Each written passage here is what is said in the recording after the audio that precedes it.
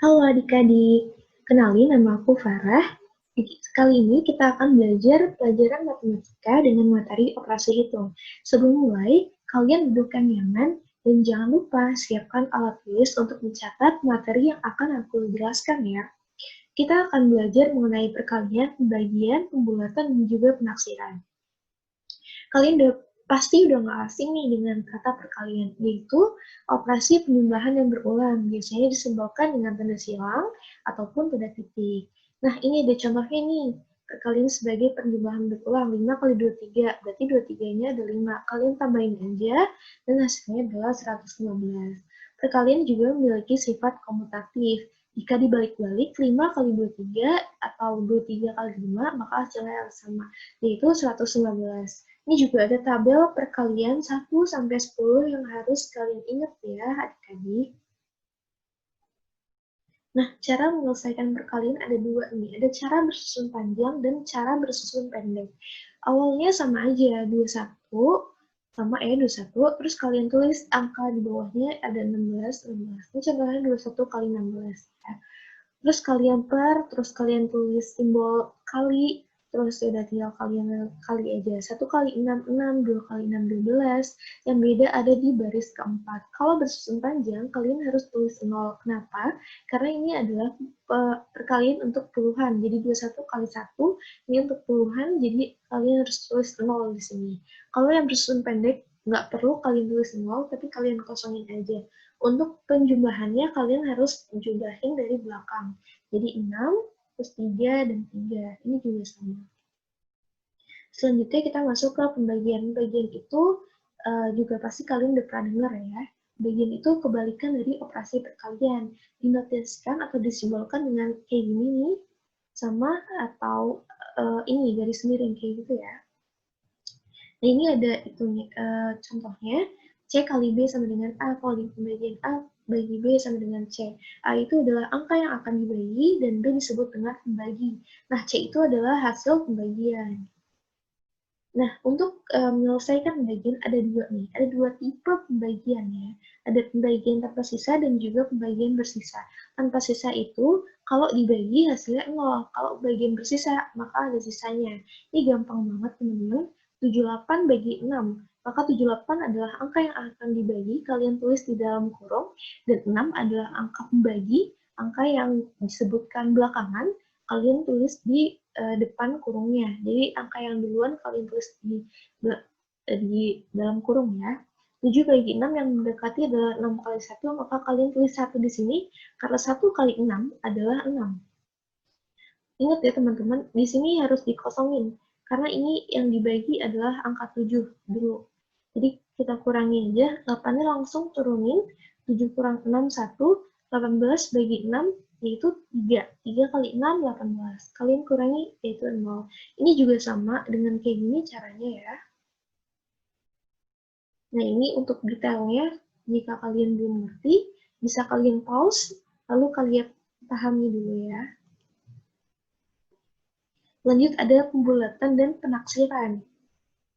Nah, pembulatan ini ada 3 tipe nih, ada satuan terdekat, ada puluhan terdekat, dan ratusan terdekat. Kalian kalau ke satuan terdekat, ada 2 juga, pembulatan ke bawah, jika angka di belakang koma kurang dari 5, seperti 7,1 bisa kalian bulatkan jadi 7, lalu ada pembulatan ke atas, jika angka di belakang koma lebih dari atau sama dengan 5, maka angka tersebut dihilangkan dan menambahkan satu kesatuannya. Misalkan 7,8, maka kalian bulatkan ke atas, karena lebih dari 5 jadi 8.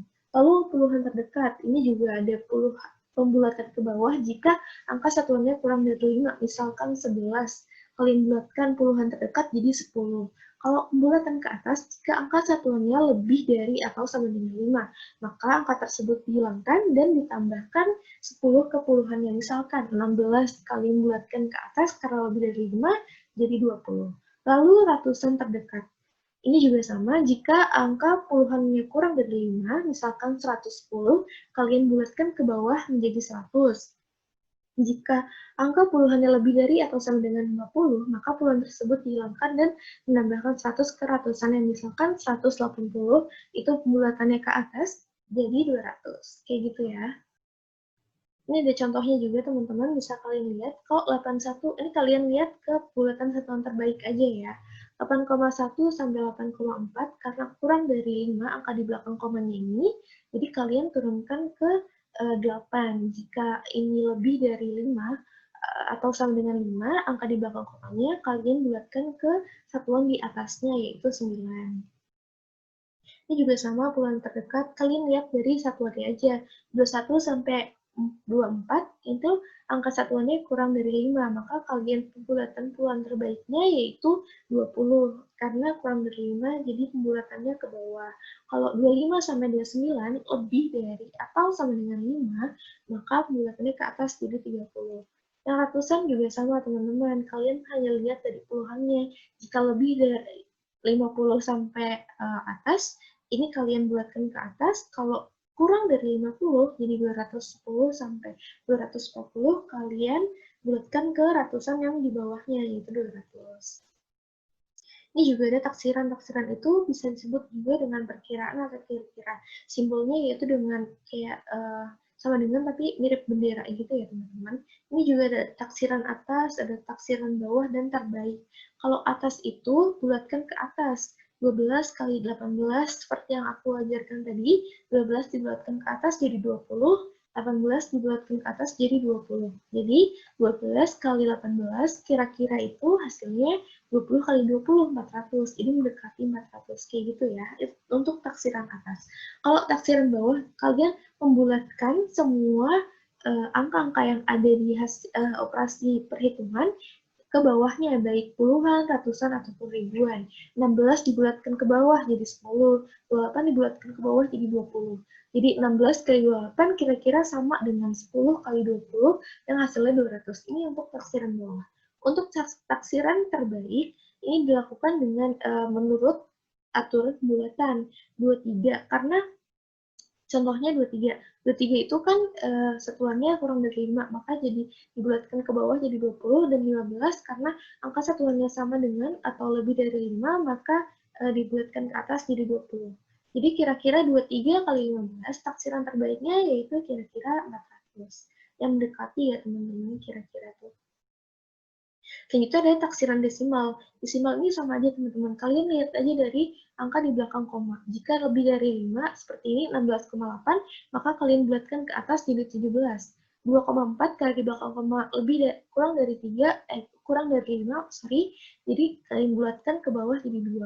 Jadi kira-kira 16,8 kali 2,4 itu kira-kira 34. Ini juga berlaku untuk pembagian, perjumlahan, dan pengurangan.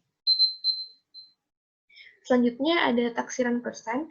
Ini kalian lihat dari ininya aja, 198, kalian bulatkan ke atas karena lebih dari 50 jadi 200.000, tinggal dikali aja jadi 40.000.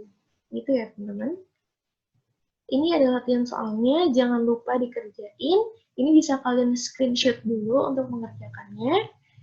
Nah, sekian dari aku. Terima kasih teman-teman udah menyaksikan video ini. Tetap semangat belajar di rumahnya ya.